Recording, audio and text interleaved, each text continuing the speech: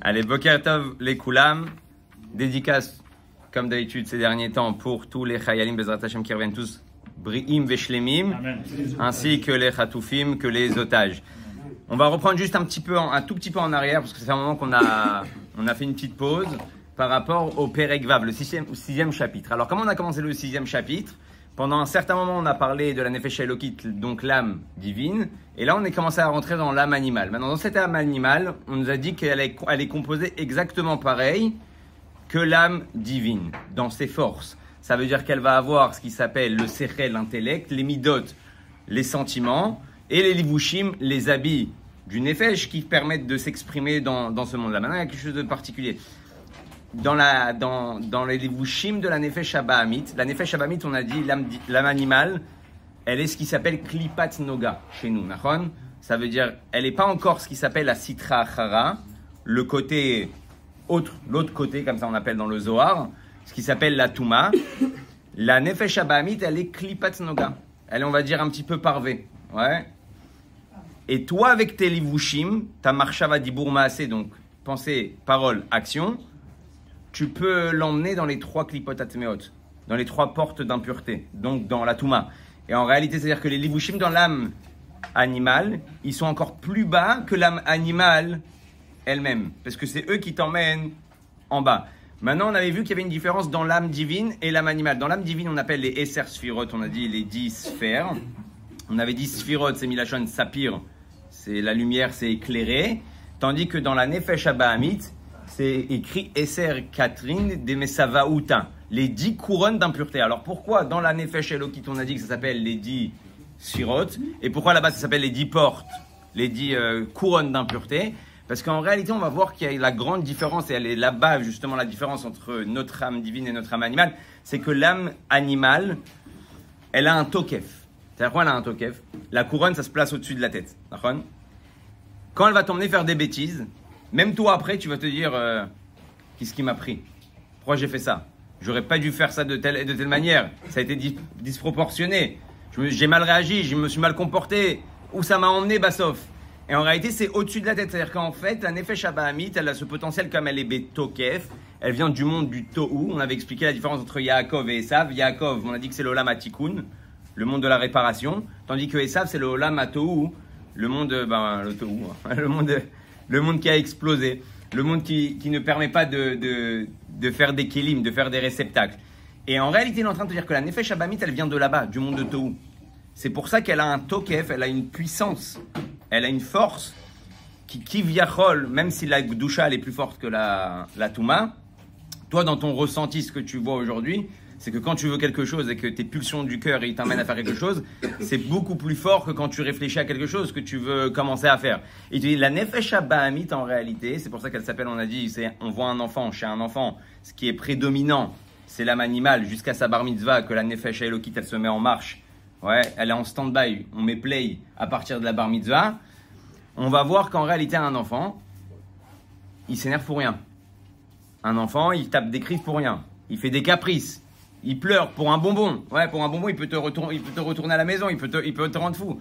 Bon, alors qu'est-ce que tu te dis à ce moment-là? C'est un enfant. Mais t'arrives pas à lui expliquer, c'est bon, calme-toi, avec des mots.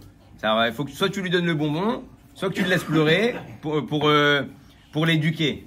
Il te dit, en réalité, chez nous, c'est pareil. On peut être grand, on peut être adulte. Et en réalité, plus notre tête est petite et n'a pas d'emprise sur les sentiments de notre cœur, et plus en fait, on est petit. Et plus on est dans la Nefesh Abahamit. En fait, c'est pour ça que quand un homme, il laisse sa vie être menée par la Nefesh Abahamit, c'est un homme petit. Ouais, c'est un petit homme. Il va faire toutes sortes de choses par rapport à ses volontés sans faire le calcul, est-ce que c'est Nachon ou pas. Maintenant, c'est quoi Nachon ou pas? C'est tout ce qui s'appelle la Nefesh Elokit, faire la volonté de Dieu. Après, ça c'est le premier côté du début du Perek Vav. Maintenant, le deuxième côté, le Admor Azaken, il va venir, il va nous dire, regardez. Pour avoir la Shrina dans ta vie, pour avoir la providence divine et Akadosh Baruch Hu qui réside parmi toi, la Shrina ne peut résider que quand un homme, il est bitoul, il est en abnégation. Et c'est pour ça que Dieu, il va dire qu'avec un Gaftan, un orgueilleux, moi et lui, on ne peut pas résider ensemble. Dieu, il a fait un klal. Pour que la Gdusha, pour que la sainteté puisse être présente, dévoilée, parce qu'elle est présente, on va voir aussi qu'elle est de toute façon partout, pour qu'elle puisse être dévoilée, il faut un keli, il faut quelqu'un, il faut un réceptacle qui s'annule complètement à lui. Plus tu es annulé, plus tu es à la shrina, moins tu es annulé, et plus tu passes dans le côté acher. Maintenant, on a fini avec quoi? On avait fini avec le fait que chez le juif, chez nous, chez le Ham Israël, on a ce qui s'appelle, par rapport aux anges, les anges, ils ont l'annulation, l'abnégation des foal, ils sont annulés parce qu'ils sont proches de Dieu, ils voient la lumière, ils n'ont pas le choix de s'annuler. C'est pour ça que quelque part, on est plus grand que les anges, parce que nous, on fait un travail pour s'annuler.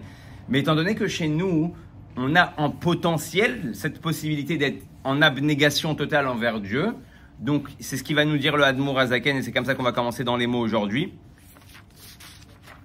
וצד הקדושה אינו על השראת השכינה והמשכת מקדושתו של הקדוש ברוך הוא ואין הקדוש ברוך הוא שורה אלא על דבר שבטל אצלו יתברך בין בפועל ממש כמלאכים עליונים בין בכוח בכל איש ישראל למטה שבכוחו להיות בטל ממש לגבי הקדוש ברוך הוא במסירת נפש על קדושת השם. Et c'est pour ça qu'on a dit qu'on peut voir d'un coup quelqu'un en plein milieu de sa vie qu'il a jamais été dans Torah, dans mitzvot avec הקדוש ברוך הוא, tout lâcher ou faire mesirut nefesh pour se rapprocher de Dieu. ולכן אמרו רז"ל שאפילו אחד שיושב ועוסק בתורה שכינה שרויה בו. Maintenant, il y a quelque chose de particulier. Il y a écrit que s'il y a une personne qui est assise et il est en train d'étudier la Torah, une personne tout seul, il étudie la Torah, Hachem, la Shrina, réside en lui à ce moment-là. Maintenant, sans prendre là-bas, il n'y a pas écrit la personne elle est grande, la personne elle est pure, la personne elle a un certain niveau spirituel. Tu t'assois, t'étudies, la Shrina elle est en toi. Comment c'est possible?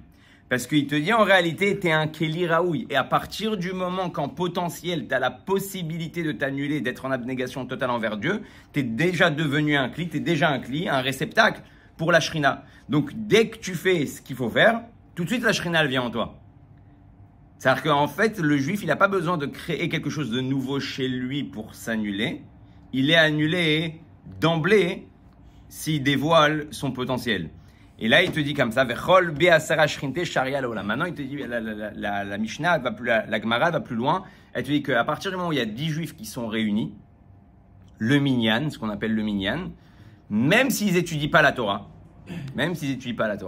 on ne parle pas de 10 personnes qui font des bêtises. Parce que si tu fais des bêtises, tu vas directement dans la Touma.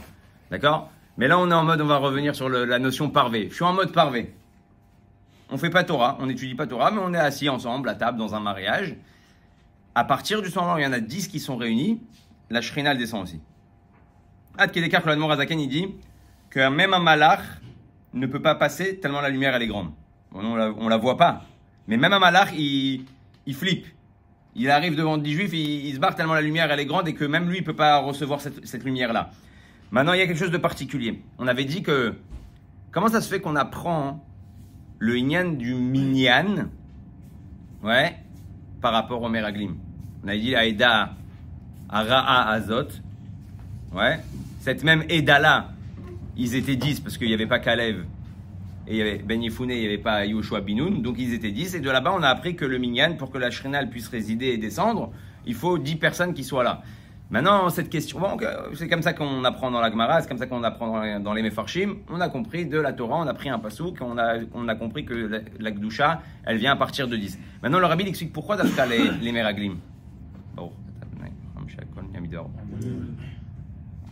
Pourquoi d'Afka les Meraglim? Tu aurais pu me trouver un truc plus sympathique que les Meraglim. Ils sont parvés, ils auraient pu faire le bien comme ils auraient pu faire le mal. Oui, mais là, je te parle de Gdusha. Je ne suis pas dans le parvé. Là, je te dis 10, Gdusha. Oui, mais égale Gdusha. Tu apprends justement que la Gdusha, elle arrive quand tu es 10, à partir du moment où tu n'es pas en train de faire de la Touma. Quoi. Si tu es parvé, tu es 10. Ouais, mais les Meraglim, ils n'étaient pas parvés. Au début, ils étaient parvés. Après, oui, mais c'est à partir de quel moment qu'on apprend le minyan? C'est quand ils reviennent, qu'ils parlent mal sur Israël. Eda Ra'a Azot. Ouais, cette mauvaise Eda là. Hein. Eh ben, verroulé. Maintenant, pourquoi on apprend ça? Tout simplement. Le Rabbi explique c'est quoi le fondement de la faute des Meraglim. La faute des Meraglim, elle est basée sur une chose très simple. Bidouk. Donc en fait, les Meraglim, ils voulaient être le style de juif qui est parouche, qui se sépare du monde. Ils ont dit, attends, on est au top niveau. Le rabbin de la communauté, c'est Moshe Rabbeinu. Hein? C'est les shiurim, c'est Moshe Rabbeinu qui les donne. On a des questions, c'est Moshe Rabbeinu qui répond. On va rentrer en Israël. La Chaïda va commencer. Les Juifs, ils vont vouloir faire du business. Ouais. L'économie, les trucs, il faut gagner de l'argent, il faut construire des maisons, il faut acheter des terrains, il faut vendre, il faut faire de l'agriculture, il faut commencer à bosser, il faut mettre les mains à la pâte.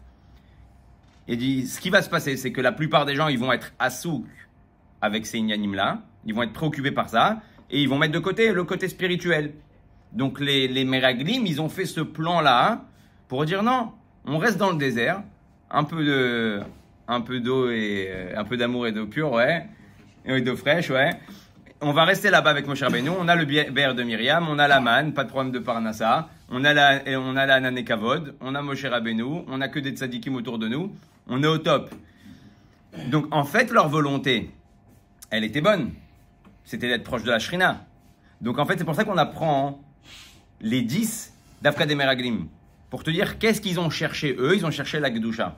Et ils étaient combien? Ils étaient 10. Alors on peut poser la question, alors pourquoi ils ont été punis? Pourquoi ils ont été punis si c'est ça leur volonté? Et le Rabbi explique qu'en réalité, à ce niveau-là, hein, c'était pas la volonté d'Hachem. Déjà, mais à ce niveau-là de perception et de grandeur spirituelle, tu aurais dû comprendre que le but de ce monde-là, c'est ce qui s'appelle Dira Betartonim, faire une résidence à Dieu ici-bas. C'est quoi faire une résidence à Dieu ici-bas? On s'arrête souvent sur le Bet Amikdash. On faut faire une maison à Dieu, faire le Bet Amikdash. Non, la résidence de Dieu, c'est quand tu prends justement du Nesti, tu fais chez Akolni Abidero, même ça devient maintenant une possibilité de dévoiler la Shrina dans le monde. Et c'est ça que Hachem il voulait Dieu à Israël. C'est pour ça qu'on n'a jamais eu toutes les tribus qui étudiaient la Torah. On a eu des tribus comme Lévi, on a eu des tribus comme avec l'histoire de Issachar et Zevouloun. On ne voit pas que Zevouloun est critiqué dans la Torah parce qu'il va travailler par rapport à Issachar. On voit même plus que c'est Zevouloun qui donne la parnasse à Issachar et qu'il a une certaine mala, il a un certain niveau sur Issachar parce que grâce à lui, il étudie la Torah, veut rouler. Donc en fait, Dieu, il y a une partie du peuple qui est là pour étudier la Torah, pour faire tenir la gachelet, tenir les braises du monde de la Gdusha et de la spiritualité, mais le rov, la plupart du peuple, il doit être mêlé à quoi? À la matière. Parce que c'est que quand tu vas prendre la matière et que tu vas la dévoiler en tant que divin, que Dieu il va faire de lui sa demeure, sa belle villa. Donc c'est pour ça qu'en fait on apprend que 10, ça vient des Meraglim, que leur but c'était la Gdusha, verroulé, ok? Ça c'était juste pour expliquer, donc juste pour nous dire qu'en réalité, la Shrina ne peut résider que dans quelque chose qui est annulé à lui. Maintenant, ça va plus loin. On a toujours l'impression qu'il y a Touma et Gdusha, l'impureté et la sainteté. Et que si je fais des mauvaises choses, des averot, des mitzvot négatifs, et ben l'ota assez, et ben là je suis dans la Touma. Là, le Admorazakan, il va aller beaucoup plus loin que ça. Tout ce que tu vas faire dans ta vie, qui n'est pas avec une pensée divine, tu passes de l'autre côté. Hein? C'est dur. C'est dur. Ouais. C'est très violent. C'est très très violent. Même aller dormir. Donc il n'y a pas de parvel. Non. Alors on peut dire c'est très très dur. Ouais, c'est très très dur. Je vous rappelle que ce Sefer là, il s'appelle Sefer à Benoni. Hein. Tout ça c'est juste pour devenir un Benoni. Hein? Alors aller dormir, ça veut dire quoi? Si je vais dormir, juste pour dormir, faire un kiff, aller une grasse mat, je passe dans la Touma. Je passe dans le monde de la Touma. Et on va voir ce que ça engendre le monde de la Touma. C'est exactement ce qu'il va nous dire. C'est quoi la différence entre être dans le monde de la Touma, le monde de la Shrina? Le monde de la Shrina, on a dit, c'est le bitoul, c'est l'abnégation envers Dieu. Et le monde de la Touma, c'est je passe dans les clipotes. Maintenant, comment les clipotes, elles arrivent à vivre? On va voir ça aussi. Aval kol ma sheno batel etzuit barach ela ou davar nifrat bifne atzmo. Juste pour revenir par rapport à, je ne vais pas vous laisser avec un bug par rapport au dodo et par rapport au manger et par rapport au café et par rapport à tous ces ignanim là. Il y avait un juif, il est parti voir le Baal Shem Tov. Il lui a dit, j'aimerais que tu m'apprennes ce qui s'appelle la Torah Ta'achila. Torah Ta'achila, c'est comment manger avec quel kavanot. D'accord? Comment je mets le sel, comment je mets le poivre, comment je mets le tabasco et comment j'emmène ça vers Akadosh Baruch Hu. Il y a beaucoup de, même dans la Gemara, il y a des Tanaïm. Il y a même une histoire avec deux Amora, qui étaient en train de parler. Ils ont posé des questions. Le lendemain, il est revenu. Il a donné des tiroutim, des explications beaucoup plus puissantes que la veille. Ils ont dit, ouais, qu'est-ce qui s'est passé? Je crois que c'était Rava d'ailleurs. Qu'est-ce qui s'est passé entre hier et aujourd'hui 2.0, t'as fait un Itkun Torna, ce qui s'appelle mise à jour du logiciel. Il lui a dit, non, j'ai mangé. La réponse elle est très bizarre. Il Il lui a pas dit j'ai été au mikvé ou quoi. Il lui a dit non, j'ai mangé de la viande. Hier, j'ai mangé une bonne viande. Et une bonne viande et c'est pour ça que je viens avec des nouvelles explications. Alors quand tu vois cette Gemara là, tu comprends pas. Et en réalité, c'est Biduk Nekuda. C'est que dans chaque chose, il y a une énergie divine. Si je la mange, les Shem Shamim pour la Kedusha, au lieu de me faire descendre et me rendre plus animal, ça me rend plus divin. Et donc quand un Tana ou un Amora, il mange une viande, les Shem Shamaim, cette même viande, elle lui donne de la force. C'est comme, maintenant, nous, on va prendre un autre niveau, parce qu'on ne le voit pas tellement on est habitué à manger de la viande. À l'époque, ils ne mangeaient pas de la viande tous les jours. Tu prends un café, tu vas à un jour de Torah, tu es un peu fatigué. Tu dis, je vais prendre un café, comme ça, je suis un peu plus concentré, je suis un peu plus réveillé dans le jour de Torah.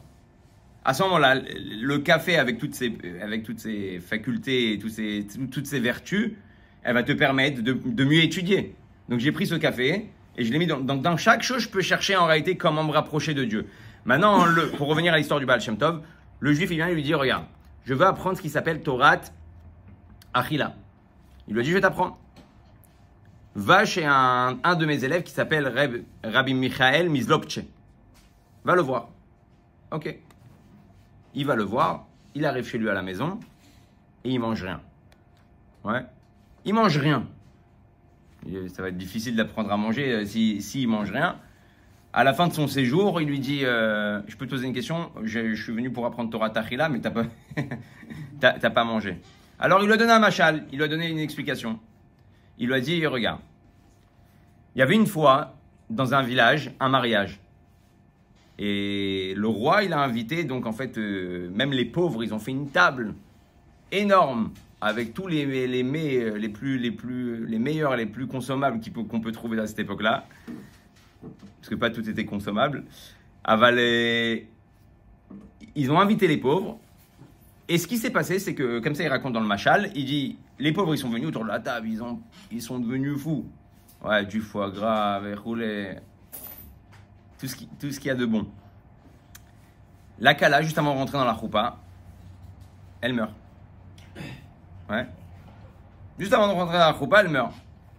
Et là, il raconte, Rabbi Michael Mizlopche, il dit, il y a eu deux catégories de pauvres. Il y a des pauvres qui ont dit, la Kala, elle est là, elle n'est pas là. Ouais, on peut pas laisser passer une table comme ça. Nous, on est venus pour manger. Donc, on va manger. Ouais. Et ils sont sautés dessus, ils ont mangé, ils ont grignoté, ils ont dit on est désolé pour la Kala, hein, franchement ça fait de la peine, c'est dur hein, quand même. Hein. Et ils ont fait leur repas. Il dit il y avait des pauvres qui étaient un peu plus adinim, qui étaient un peu plus raffinés, et qui ont dit ce repas-là, il est pour la Kala, donc si la Kala n'est pas là, il n'y a pas lieu de manger le repas. Et Rabbi Michael Mizlopche, il dit à ce juif-là, c'est exactement ce qui se passe avec le Akadosh Baruch Hu et le Beth Amikdash. Ouais.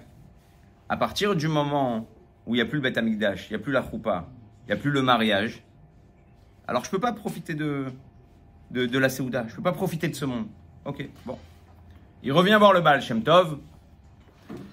Il dit franchement ça va être un peu difficile Torah Tachila si je n'ai pas appris comment manger. Il lui dit non, c'est pas fini. Maintenant tu vas aller voir Moïshele. Bon. Il va voir Moïshele, il arrive dans un village. Il tape à la porte, ils disent Moshe il est en rendez-vous, il n'est pas là. Il va revenir plus tard, il dit ok c'est Shabbat ce soir, est-ce que je peux rester chez vous? Il rentre dans la maison, il voit des marmites. Mais des marmites, tu peux faire manger un régiment tout entier.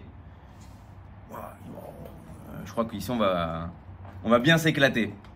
Il rentre dans la maison, d'un coup il voit un Moshe qui rentre. 2 mètres sur 2 mètres. Énorme!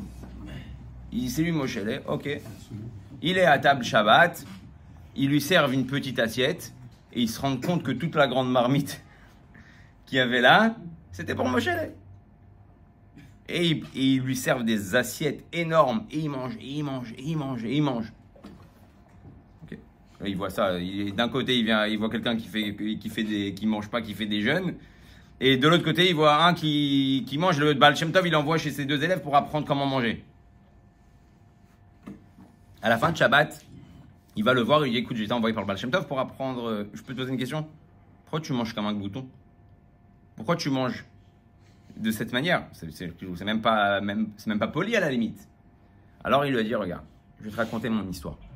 Et il raconte ce Moshe, il raconte son histoire. Qu'à l'époque, vous savez, il y avait ce qui s'appelle des srefot pombiyot. Ils prenaient des juifs dans des villages, ouais, et ils les mettaient au bûcher et ils les brûlaient. Et lui, il raconte que quand il était petit, il était encore un jeune enfant, ils ont sorti son père de sa maison, ils l'ont mis sur le bûcher, ils lui ont demandé de se convertir ou il le brûle. Kamouvan, qu'il a pris la décision d'être brûlé et de ne pas renier sa émouna, sa foi. Il dit, j'ai vu mon père il était maigrichon, il n'a pas eu le temps de faire Shema Israël et il est parti. Donc il s'est promis ce jour-là qu'il allait manger énormément, que même si demain, de un, s'il se retrouve dans cette situation-là, il aura plus de temps pour faire son Shema Israël. Et de deux, quand tu vois un type baraqué comme ça, ouais, t'as un peu plus peur de faire face à lui. Et donc il se baladait dans les villages, et il protégeait les juifs, ouais. C'était le mec baraqué comme ça que tout le monde a peur quand il le voit arriver. Et comme ça, il défendait les juifs, et comme ça, les gens, ils s'approchaient pas il n'y avait pas d'antisémitisme, de Kitsour, ouais. Ils avaient peur de lui. Il revient voir le Baal Shem Tov, et il lui raconte les deux histoires. L'histoire de Moshe et l'histoire de Rav Michael Mizlopché. Et le Baal Shem Tov, il lui a dit, Echad amarbe ve'echad amamit, Aïkar sheikaven el dibo, la shamaim. Je t'ai appris comment manger. Ouais. Celui qui mange pas et celui qui mange énormément, les deux, ils ont la même kavana. Un, il mange pas à cause du Beth Amikdash, faire rouler. Et un, il mange pour pouvoir faire Shema Israël et pour protéger les juifs. En fait, il a voulu leur dire, les deux, ils sont au même niveau. Un, il mange pas et un, il mange énormément. Mais les deux, ils sont au même niveau. Parce que leur kavana, elle est les Shem Shamaim, bidjouk. Et en fait, c'est exactement ça qu'il veut nous dire l'Admor Azaken. Quand il te dit, c'est pas quand tu fais des avérotes que tu passes de l'autre côté, c'est quand tu fais des choses pour toi-même, tu passes déjà à ce moment-là de l'autre côté. C'est très dur. Ça demande un gros travail. C'est un travail permanent. À chaque fois que je vais boire un café, à chaque fois que je vais boire de l'eau, à chaque fois que... Bidiouk, c'est un Leshem Yichud. Derech Hagav, le Leshem Yichud, il est censé t'accompagner pour toute la journée. Tu fais pas Leshem Yichud sur chaque chose. Parce que le Leshem Yichud que tu fais le matin, il est là pour justement, même si j'oublie que, c'est Bidiouk la Nekuda, même si j'oublie que, tu dis à Dieu, tu te rappelles ce matin quand j'ai commencé, c'est Bidiouk aussi le Nyan de Modéani. Le Rav Goupin, il écrit dans son livre que le Modéani protège le juif toute la journée. Pourquoi ? Parce que même quand il fait une avéra, le Modéani vient pour le défendre. Il dit Hachem, il n'a pas fait exprès. Hachem, il dit pourquoi ? La preuve, c'est que dès qu'il a ouvert les yeux, la première chose qu'il a pensé, c'est qui ? C'est à toi. Donc là, s'il a glissé, c'est pas possible qu'il n'a pas pensé à toi. Parce que la première chose qu'il fait quand il se réveille, il pense à toi. C'est-à-dire que le Modéani, c'est ton avocat pour que quand dans la journée tu flanches ou tu oublies de penser à Dieu, c'est lui qui vient et dit non, c'est bon, tout va bien. Ouais. Juste perturbation, juste turbulence, mais aval besséder. Maintenant, il te dit, c'est quoi ce qui va se passer quand tu vas pas être dans la Gdusha? Aval. Kol macheno batel et tzluit bar. Et là, ou davar nifrad bifnei atzmo. Eino mekabel chayut mikdushato shel HaKadosh Baruch Hu miprinat pnimit hagdusha. Umauta vatzmuta birchvota be'atzma. Et là, biprinat achoraim. Ok. Dieu, il fait descendre la vie. Ouais, de la vitalité. De la lumière. On peut l'appeler comme on veut. Maintenant, quand tu es dans la shrina, donc dans la Gdusha, donc dans l'abnégation, tu reçois ce qui s'appelle Panim el Panim. C'est pour ça que dans Birkat Kohanim, il y a écrit Yaher Hashem Panav, Elecha Panav, Milachon Panim. Ouais, son visage. Quand quelqu'un il te donne avec un visage rayonnant, quand il t'aime, quand il est content, si tu travailles chez quelqu'un et que ton patron il est fier de toi, il vient, il te dit viens dans mon bureau, ouais, il te remet ton chèque, il te remet ta paye, ta fiche de paye, il te fait une petite tape sur l'épaule, il te une bombe, continue comme ça, tu vas augmenter, tu vas monter d'échelon. Je vais essayer de te faire des bonus, des augmentations sur paye. Donc, il te donne ça, mais pnimiut, tu sens qu'à l'intérieur, il est content. Il y a ce qui s'appelle Achoraim. Achoraim, c'est quand tu donnes à quelqu'un quelque chose que tu dois lui donner. Parce que par exemple, tu t'es engagé, mais tu n'as pas envie de lui donner. Donc, comment tu lui donnes ? Il prend un Achoraim avec le dos. Dans le machal du Zohar, c'est comme tu lui jettes son chèque. Tu lui poses le chèque sur la table et toi, tu continues sur ton ordinateur. Tu es sur ton ordinateur, tu dis ouais, ton chèque, il est là-bas. Ouais, ton truc, va prendre là, c'est sur l'armoire. Qu'est-ce qu'il ressent la personne au moment où il prend la chose ? Il ressent que tu l'as basé. Il dit, alors sachez une chose, qu'Akadosh Baruch Hu, dans tout ce qui est Gdusha, il donne Bepnimiut, Bepanim, et tout ce qui est Touma, Donc quand on se met nous-mêmes dans une situation de Touma, comme on a expliqué, en fait, il te donne la vitalité avec le dos. Tu ne reçois pas directement de sa face. Maintenant, c'est quoi de ne pas recevoir directement de sa face? Il y a une grande différence entre recevoir de devant ou derrière. Maintenant, il faut savoir ce qu'il appelle, il y a pnimiut retsono, chitzoniut retsono. Il faut savoir que dans tout dans la vie d'un homme, il y a la volonté profonde de l'homme et la volonté extérieure de l'homme. C'est pareil chez Akadosh Baruch Hu. La volonté profonde de l'homme, par exemple, il va au travail. Pourquoi il va au travail? Pour gagner de l'argent. Même s'il a un métier qu'il aime, si pendant 1 an, il n'a pas ramené une thune, ouais, il n'est pas content. Il va changer sûrement de métier. Pourtant, il a besoin de travail, mais il va changer de métier parce que le résultat n'est pas là. Donc, la pnimiut ratson, la volonté profonde de quelqu'un quand il va travailler, c'est de gagner. C'est de subvenir à ses besoins. Maintenant, la chitzoniyut de ta volonté, c'est le travail. La volonté extérieure, c'est le travail. Tout ce que tu vas faire autour, ouais, pour arriver à ce résultat-là. Donc, en réalité, Akadosh Baruch Hu, il a fait un monde. Le monde, ça s'appelle chitzoniyut haratson, la volonté extérieure de l'homme, d'Akadosh Baruch Hu. C'est-à-dire, il a fait un monde, il a fait des magasins, il a fait des arbres, il a fait un teva, une nature. Et sa pnimiut, sa volonté profonde, ouais, l'argent, les pépettes, ouais, c'est quoi? C'est que toi, tu viennes et que tu fasses des mitzvot. Donc, il a fait tout un monde tout autour. Comme dans un business, tu construis, tu mets des ordinateurs, tu mets des employés, tu mets des logiciels, tu fais du parquet, tu mets un masgan. Tout ça, pourquoi tu le fais? Comme ça, pour le fun? Non, tu le fais pour que dedans, les gens ils puissent travailler et venir au résultat. Et tout ce monde-là, il est fait juste pour que toi, tu puisses accomplir tes mitzvot. Maintenant, quand on a compris ça, on a compris dans quel côté on doit se placer pour recevoir directement de la Gdusha. Et il te dit maintenant, regarde. Chez Yordim, Madrigal et Madrigar, il va votre Madrigot, Veishtal Shelut Aolamot. Maintenant, quand tu vas recevoir de cette manière-là, la lumière pour pouvoir arriver dans quelque chose qui n'est pas annulé à Dieu, elle va devoir faire des contractions. C'est plus la lumière pure que tu reçois, c'est une contraction de la lumière. Derrière, il avait Aloul, avec cause à effet, dans l'enchaînement des mondes. Vetzimtzumim rabim, ad shenitmaet kol kach haor vechayut, au point où la lumière elle va tellement être réduite, miut achar miut, ad sheyachol itztamtzem litlabel, jebchan galut tor oto davar anifrat, au point où elle peut s'habiller sur quelque chose qui va contre Dieu. Parce qu'au moment où on comprend dans la chassidoute que tout est Dieu. Donc en fait, quand il y a quelque chose qui va à l'encontre de Dieu, qui c'est qui le fait vivre à ce moment-là? C'est Dieu. Parce que si Dieu il arrête un instant, la personne elle est plus là. Donc le type il fait de la shonara. Et c'est qui est en train de le faire vivre à ce moment-là? C'est Hachem. C'est comme si il se tape lui-même. Maintenant, on va poser la question. Pourquoi Dieu il fait ça? Ouais. C'est un grand sujet qu'on ne va pas pouvoir développer comme ça maintenant à la fin. Il m'a mis l'écran à l'envers, donc je vois les minutes. Donc je ne peux pas dépasser comme d'habitude.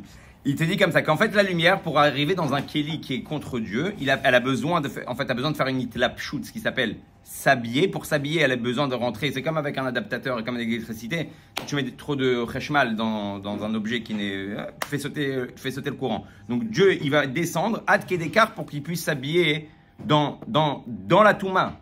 Maintenant, ça c'est ce qui s'appelle le sod galut ashrina. Le sod galut ashrina. Pourquoi la touma, elle peut aller contre Dieu? Parce qu'elle ne ressent pas qu'elle est en train de vivre de Dieu. Et toi aussi, quand tu vas dans le côté contraire, à ce moment-là, tu ne ressens plus que c'est Dieu qui te fait vivre. Et donc, tu peux aller à l'encontre de Dieu. Sinon, tu ne peux pas. Parce que si Dieu, il te laisse la lumière de la shrina dévoilée devant toi, bon, bah, tu ne fautes pas, tu ne vas pas dans le côté contraire. Et donc, tu annules ce qui s'appelle le libre arbitre. Maintenant, c'est quoi Sod Galut Ashrina? Sod Galut Ashrina, c'est Akadosh Baruch Hu justement qui est en train de s'habiller dans toutes ces choses-là qui vont à son encontre, toutes ces choses-là qui ne sont pas Kadosh, et qu'en fait c'est comme un otage. On parle d'otage en ce moment. C'est quoi un otage? Un otage, tu lui laisses pas sa possibilité de s'exprimer comme il devrait s'exprimer. Il peut pas parler, il peut pas faire ce qu'il veut. Nachon. En fait, Akadosh Baruch Hu dans la galoute, il a tellement limité sa lumière pour s'habiller dans ces choses-là qu'il est comme otage de la galoute. Sod Galut Ashrina. Et toi, quand tu viens et que tu fais le contraire, que tu dévoiles la lumière de Dieu dans le monde, en fait, c'est pour ça que tu libères la Shrina de la galoute. Et quand tu libères la Shrina de la galoute, tu emmènes quoi? Mashiach. C'est ça la venue du Mashiach. Tout ça avec une entrecôte. Tout ça avec une entrecôte. Exactement. T'as compris tout le suivant. Ça, soit tu prends cette entrecôte-là et tu fais Galuta Shrina, parce que maintenant ça va aller dans la Touma, et pour aller dans la Touma, il faut que la lumière elle s'habille, verroule jusqu'à là-bas, il faut qu'elle aille jusqu'à là-bas. Soit tu prends la chose, tu l'emmènes dans la Gdusha et on va voir dans plusieurs prakim comment on fait ça. Maintenant regardez. Donc on a dit pourquoi Dieu il a fait ça. Dieu il a fait ça pour pouvoir nous laisser un libre arbitre. Des Rechagav, avant Adam Arishon il n'y avait pas ça. Quand il a fait la faute, la mort elle est venue, la galoute elle est venue, la Touma elle est venue et il y a tout ce qui suit. Maintenant, il faut savoir pourquoi Hachem il fait ce signal de cette manière-là. Il faut savoir que le monde à la base il est néant. D'accord ? La base du monde c'est néant. Dieu il a créé le monde yesh existentiel du néant. Ce qu'on n'a pas réussi à refaire. Même aujourd'hui ils font des clones dans la science, ils arrivent à faire naître des choses.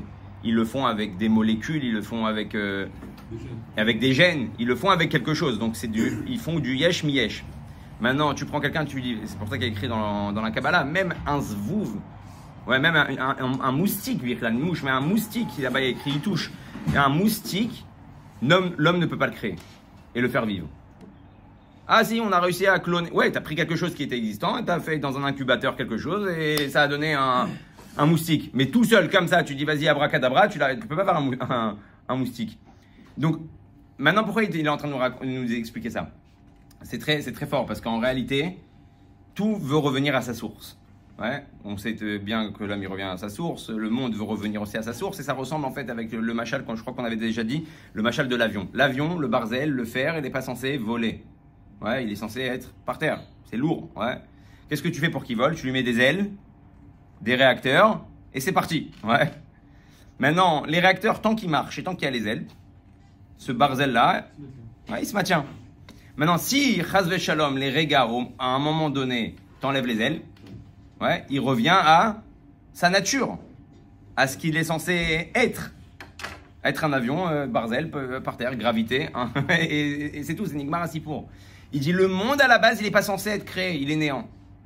Donc s'il n'y a pas Hachem à chaque instant, ouais, qui fait vivre, les gens ils parlent de catastrophe naturelle ou de catastrophe nucléaire pour la fin du monde, ouais. Lui il n'a pas besoin de catastrophe naturelle, il arrête les réacteurs et il éteint l'interrupteur et tout revient à sa source. Donc en fait, pourquoi il fait tout ce système de lumière qui va se rétracter, qui va se contracter, qui va aller jusqu'en bas, parce que même ces choses-là qui sont bas, si c'est pas Hachem qui les fait vivre à chaque instant, ils s'effacent. Et pour pas que le monde s'efface, et pour que toi tu puisses avoir ton libre arbitre, alors il doit donner même à ces choses-là à manger par derrière. Donc après, c'est toi qui décides comment tu veux recevoir ta parnassa. Je ne parle pas de la parnassa matérielle, mais ça engendre la parnassa matérielle.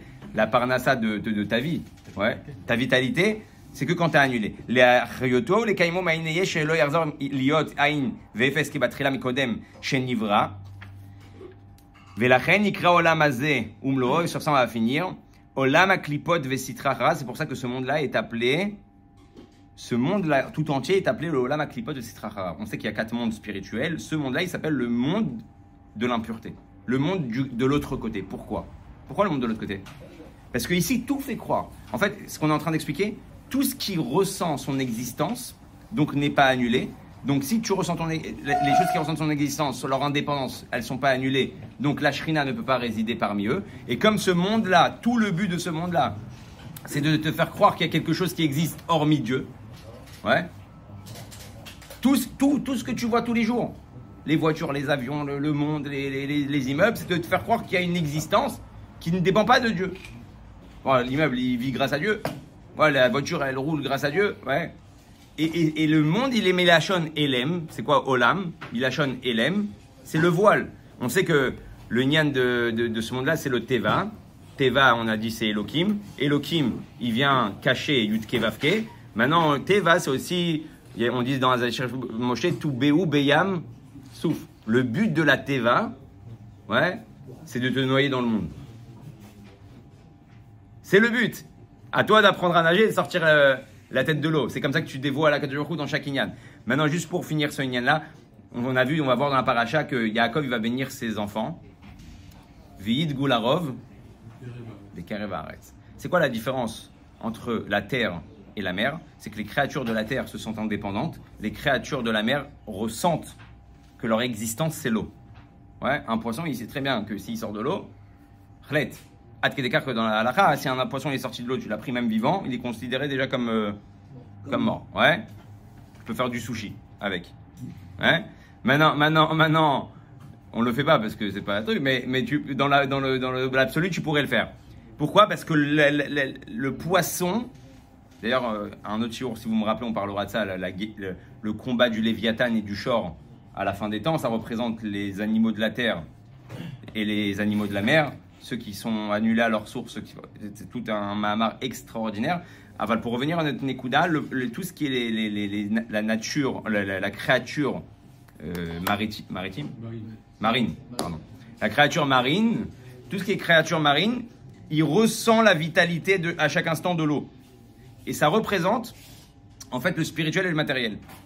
Quand tu es dans la matérialité de ce monde, tu sens ton indépendance, tu crois que tu n'as pas besoin de Dieu. Tu peux oublier Dieu, comme on a dit, même dans un shakol niabidvor, même dans un verre d'eau, tu peux oublier que c'est Dieu qui t'a emmené ce verre d'eau. Donc ce monde-là, les animaux de la terre, ils sont séparés de la terre. Les animaux de l'eau, ils sont dans l'eau, avec l'eau. Ouais. Donc quand quelqu'un il est spirituel, il est entouré d'eau, à chaque instant, s'il sort de sa gdoucha, il sent que c'est la fin des haricots. Il le ressent en lui. Il te dit, Vid Goularov Bekereva Haaretz. Yaakov Avinu, il a souhaité à ses enfants, je vous souhaite d'être comme des poissons dans l'eau, sur terre. Je vous souhaite que même sur terre, avec la matérialité de ce monde, avec la grossièreté de ce monde, vous ressentez que chaque chose, elle est entourée, elle vous entoure d'Akadosh Baruch Hu, pour pas vous séparer un instant. Velachen kol maseh olam hazeh kashim v'raim v'areshaim gobrim bo, comme je dis be'etzraim shar membet sauf perik dalet. C'est pour ça que tu vois ce monde-là qui paraît négatif, qui paraît mal, parce que c'est un monde existentiel qui essaye de faire paraître et qui essaye de faire croire que Dieu n'existe pas. Quand je dis Dieu n'existe pas, c'est pas arriver jusqu'au côté athéiste, mais quand tu fais des choses dans ta journée et tu ne penses pas à Dieu, c'est le monde qui t'a fait croire qu'il n'y a peut-être pas Dieu dans ça. C'est toi qui gères, c'est toi qui fais. C'est ça qui a fait que, ouais, à ce moment-là, tu t'es gouré, tu es parti dans la Sitra Chara, et tu reçois par derrière au lieu de recevoir par devant. Voilà pour le Perek Vav. Et la semaine prochaine, on essaiera de commencer le Perek Zayin. Comment ça s'appelle recevoir par l'arrière?